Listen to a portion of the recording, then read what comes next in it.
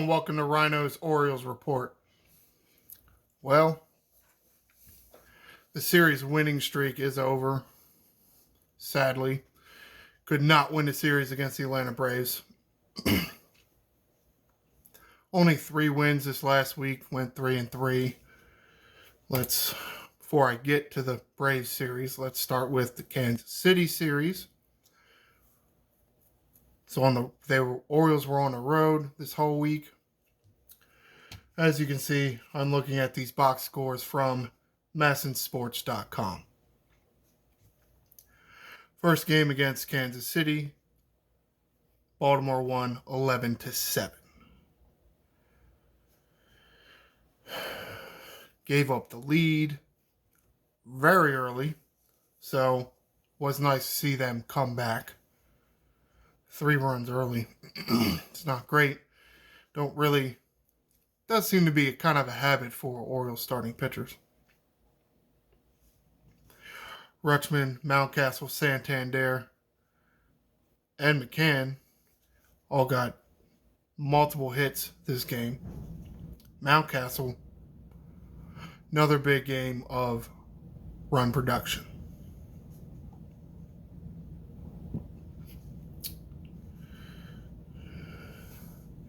Hayes led off. Hayes has been dealing with hand injury, so more to come on that. Home run, Mountcastle. Big part of the RBI. Tyler Wells started this game. Besides the 3 runs he gave up in the first, pitched fairly well. 6 innings, even though he gave up a lot early. I guess depends on what you mean by a lot. Baseball is changing, but 3 runs in an inning I think is still a lot. Still was able to get through 6 innings. 4 strikeouts, that's kind of low for him, I think. No, not the greatest performance, but did keep the team in the game. Bauman came in, gave up a bunch of runs. Bullpen didn't have that great of a week, in my opinion. But it was nice to see Perez, Baker, and Cano come in and shut the door. No save situation because the Orioles had a big lead. Maybe not a big lead, but more than a save's worth of lead.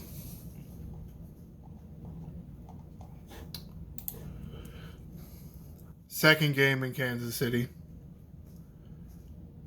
If I remember from the broadcast, this was like the first time that they had been shut out in a game. So they were hot and they were rolling, and then it kind of started slowing down for them a little bit. Santander was the only one with multiple hits and only 1 walk.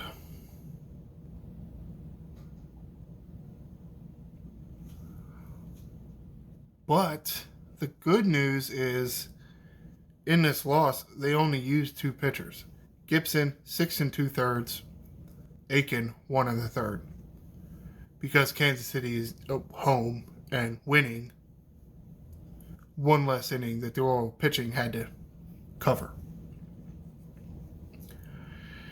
It's kind of surprising that that Gibson stayed out there, giving up 6 runs, 10 hits. His pitch count was relatively low. Really didn't give up the bulk of it till the end. But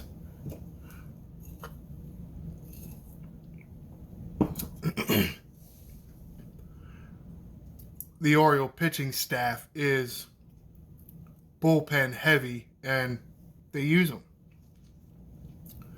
So you get to games like this where you don't have too many people to go to. So you try to squeeze extra innings here and there out of certain pitchers.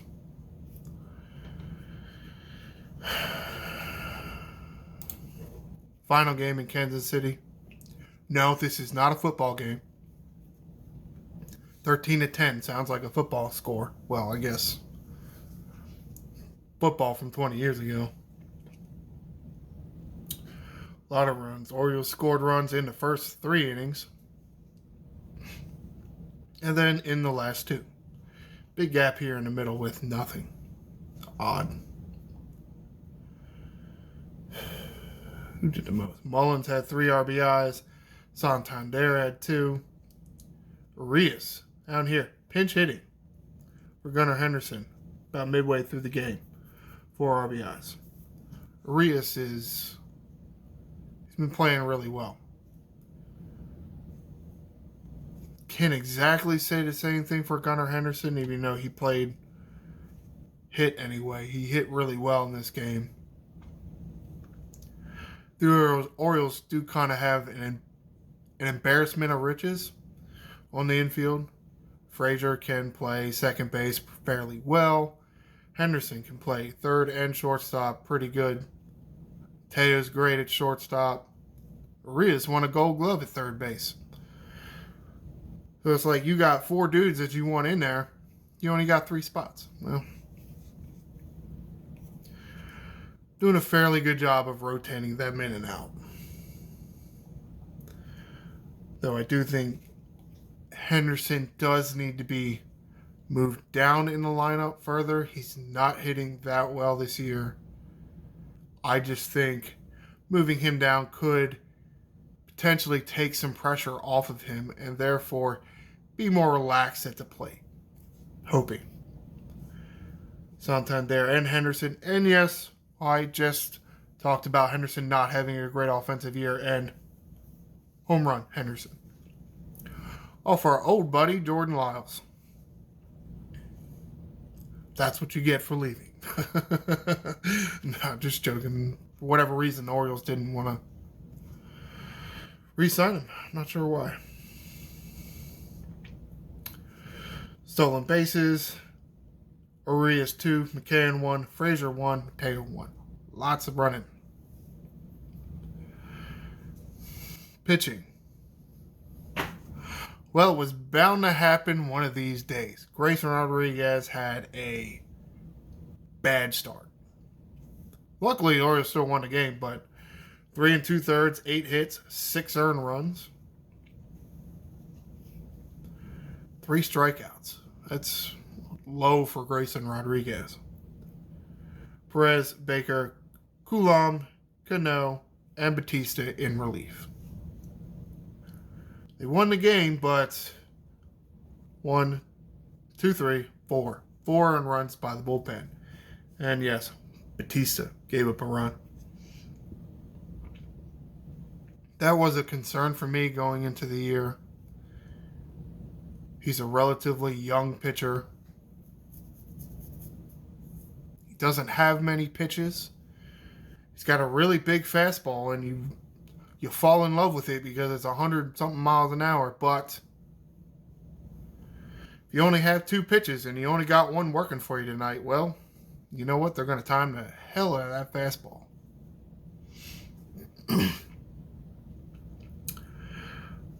I guess I just think I would have liked him to spend more time in the primary setup role first. He did spend some time in that role last year. I wish he would have been able to spend a year, maybe 2, in that setup role before they gave him the closer job. I just think he would have learned how to pitch and how to deal with the high pressure situations better. In my opinion, Batista, when runners get on against him, he's got this weird thing where, especially at second base, and I noticed this, I guess this was yesterday, in the extra inning game with, a runner on second base. Like, he looks over, and then when he's ready to throw, he just throws. Like, he doesn't turn his head back, acquire his target, and then start the motion. He starts his motion and tries to pick up his target while he's in the process of throwing. In my opinion, I don't think you're that accurate that way. Yes, I understand you were just sitting here just like this.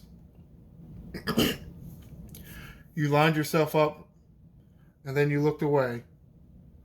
To me, I think you just need to turn your head back around, get your bearings for a split second, and then start. But he's a large dude. He wants to do his motion quick with runners on because he can't hold them that well. Long legs, big leg kick. Have seen his slider a little more this past week. Yes, he does have a slider. It's slower than his splitter. His splitter is like 89, 90, and his sliders are like 84, 85. It's an okay pitch. Just kind of float in there a little bit more. I'm not a huge fan of that. I think he throws it too high. I would definitely like to see him get that down more.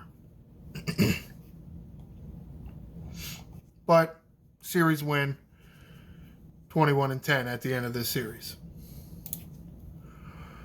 which ended the run of relatively lesser teams not performing that well. Now you're going to get to the part of the season where the Orioles are facing a lot better teams, starting off with the Atlanta Braves. But as they kept this streak going, series opener wins. What is it at 11, I think, tonight against the Tampa Bay Rays. We will see if they can keep that streak going. 9-4. Relatively low scoring game for the first 2/3 of it. Was 2-3 Orioles until the 7th, and the bats woke up. Santander specifically, 2 home runs. How nice is that in the game? Mullins also homered.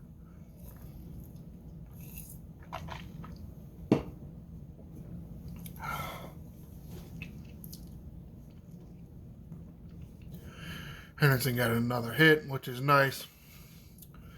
He is down in the lineup here.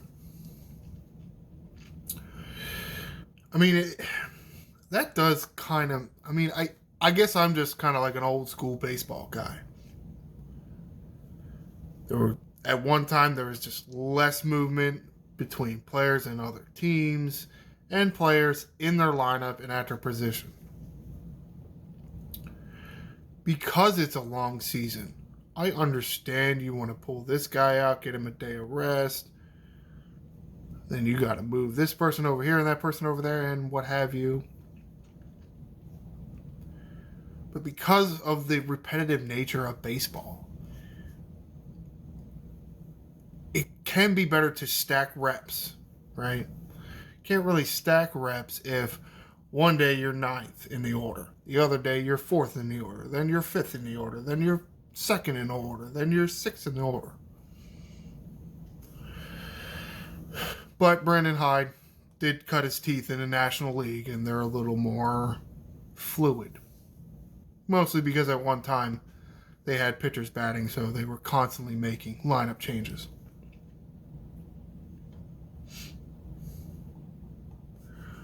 Kramer started this game, pitched really well, 6 innings, 6 hits, 2 walks. Not terrific, but a little more than 1 an inning.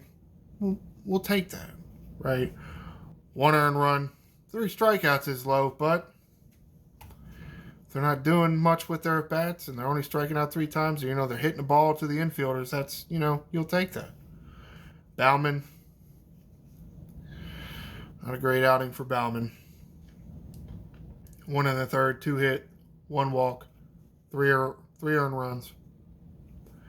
Luckily, Aiken and Voth came in, stopped the bleeding, so to speak.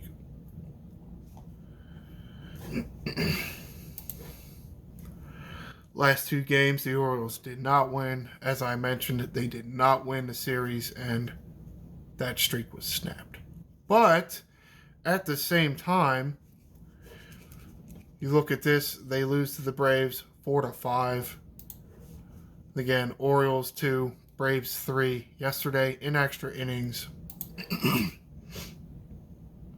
Yes, they did not win these games, but this does show that they can compete with a team like the Atlanta Braves.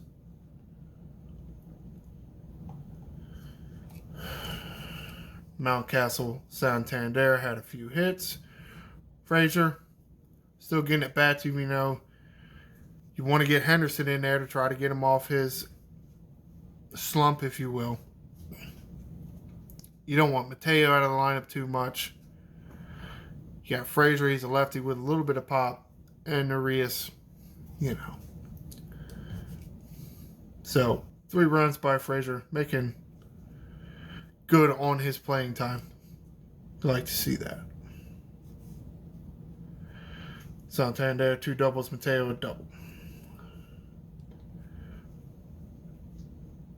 At the same time, Mr. Frazier must think he's faster than he is. Did steal a base, so he's up to 6 now. Got thrown out. So, you know, I mean, you like to run, get people in scoring position, put pressure on the defense, but do run the risk of getting thrown out.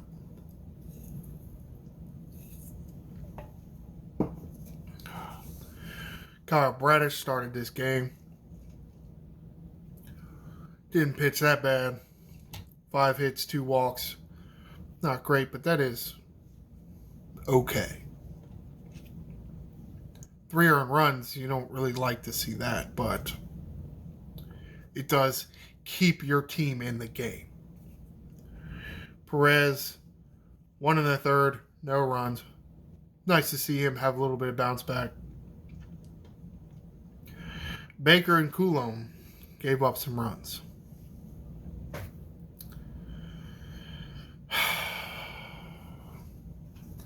Pilar got him.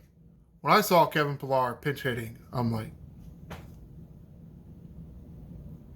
haven't we had enough of Kevin Pilar? Should be a rule that the Baltimore Orioles never have to deal with Kevin Pilar ever again. Some of the most unbelievable catches in the outfield you see Kevin Pilar ever make, 90% of them are against the Orioles. And some of the offensive numbers are relatively mediocre, but he loves hitting against the Orioles. I don't know. I guess we made him mad one time, and now he tries extra hard when he plays the Orioles. Got us again.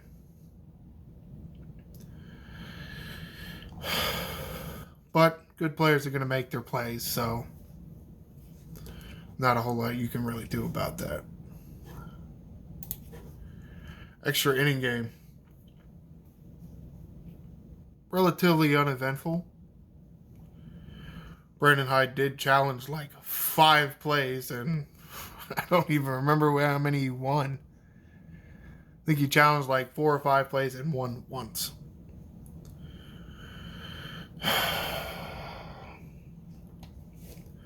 Teo finally got another stolen base. Nice to see. Just couldn't get a lot of things going offensively. And as you can see, all the notes here. Mateo pinch ran, DH, and then went into play shortstop because, of course, Brandon Hyde and his National League background, flip-flopping people in and out, DH going into shortstop. So that's why you see Cionel Perez, pitcher, in the lineup. McCann started catching this game, and then Rutschman, I guess around the 7th or 8th, I think. I mean, I get it in this situation. You want close game. You wanted to try to win. I think it's okay in this instance. I know I've kind of been harping on I want Rutschman to get some rest because I don't want to wear the guy out. Season's not even halfway done. But I think it was okay this time. As you can see, lots of zeros here in the hit column. Mullins, Santander 2, Hayes, Frazier 1. Same can be said for the Braves. Part of it, I think, this game was Saturday night. It did go a little long, just a little bit. This game was super early. I looked at the time and I'm like, it's noontime. They're playing baseball? Okay. Big fancy pants, network TV. Oh, I want baseball on my TV at noon. After you just got done playing at like 10:30 at night. Barely 12-hour break. That's just...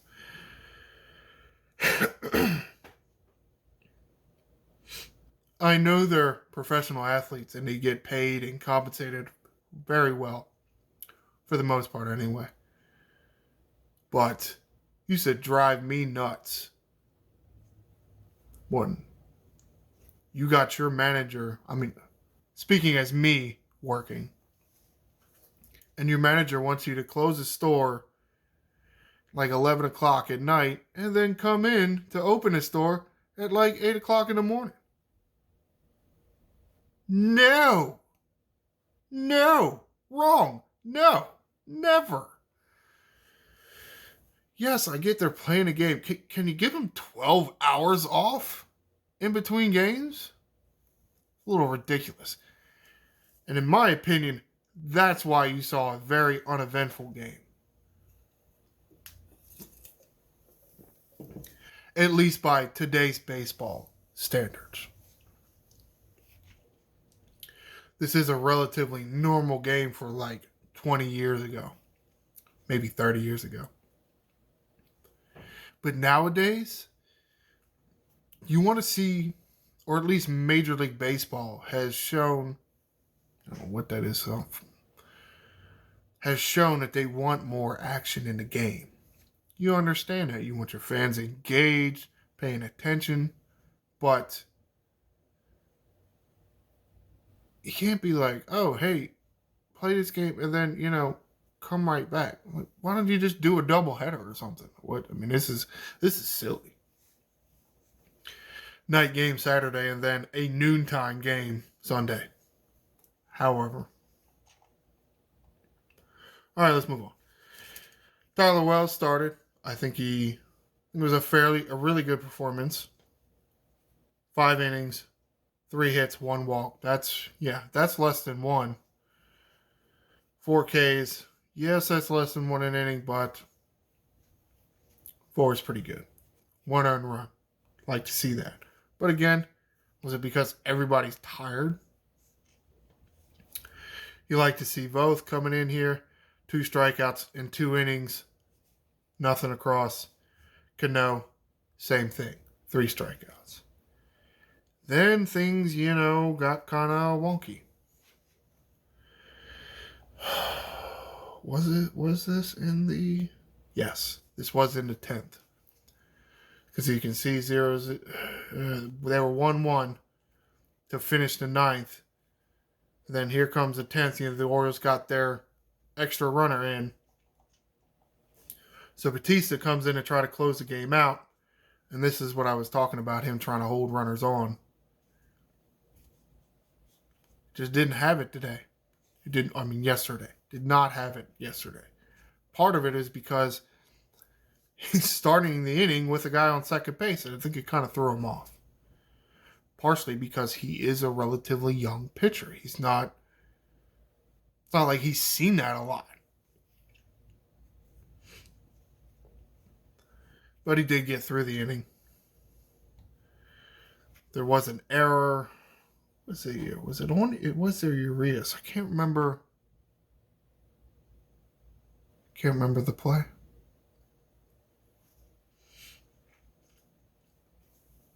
But Braves were still able to push a run across and tie it up. Bauman came in, scoreless inning. Kind of an up and down week for Bauman, but nice to see him finish on a high note. Perez. Yeah, I mean, it happens, but I mean, that's what happens when a runner starts on second base. And it's what Major League Baseball wants. You get the inning over faster. You get extra innings over faster. Kinda, I guess. Of course, I mean, you see in the 10th, they both got their runner in. In the 11th, neither one did. In the 12th, one of them did. So, I mean, however, it is what it is. That's right, he had a wild pitch. I remember that now. I can't remember Urias' throwing error. Nah, I don't remember. Oh well. Shit happens. Alright, what am I... That's right, they made roster moves. And I'm running way over time. Does look like Michael Givens and Dylan Tate are doing rehab assignments. Oh, I'm sorry. This is an article written by Rock Kubatko. And he says, Givens and Tate. See, Tate here, high A Aberdeen. Givens, double A Bowie.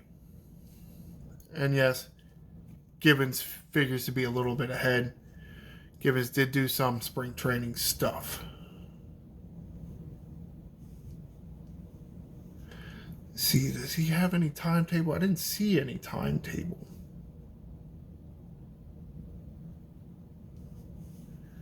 You don't really see a timetable yet. Of course, question is asked to Brandon Hyde here. They are, and quote from Brandon Hyde, they are still some appearances away. So we'll see. Hopefully, with no setbacks, we'll see Tate and Givens. I don't know what some appearances are, but a week or two, hopefully. Where is it about the third catcher? The Orioles did make a trade to get a third catcher.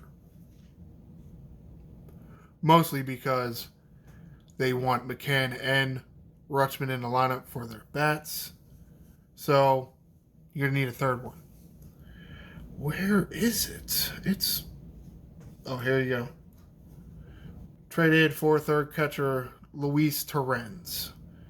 Does not say who they traded away. Minimal pick, but have not seen Luis Torrens play yet. But you almost kind of wonder what they didn't see in Kieboom and they allegedly see in Torrens. Well, I don't think it's a bad idea to have three catchers. You would like to see McCann and or Rutschman maybe be able to take some reps at first base. Arias, I think, played there yesterday. Or was it Saturday? Can't remember. So, because Ryno Hearn got sent down. So, don't really have a backup first baseman. Haven't seen Santander at first base yet. There was some talk in spring training about that. Haven't seen that come yet. They went with Urias first, which does make sense because between you want Henderson in there, Teo's great, Frazier, lefty bat, is playing really well. You want Urias in there too. You want all four of them in there. So let's see if somebody can play first base. All right, let's take a look at the schedule. Playing the Rays at Camden Yards today. 1, 2, 3. Monday, Tuesday, and Wednesday. All 6:30 time starts. Then is it the Pirates coming into town? Yes. Then the Pirates come into town. Friday, Saturday, Sunday. 2 7 o'clock games, finishing off with a 1:30 game. It's going to do it for me this week. Be sure to like and subscribe. I am the Angry Ryno, and this is Birdland.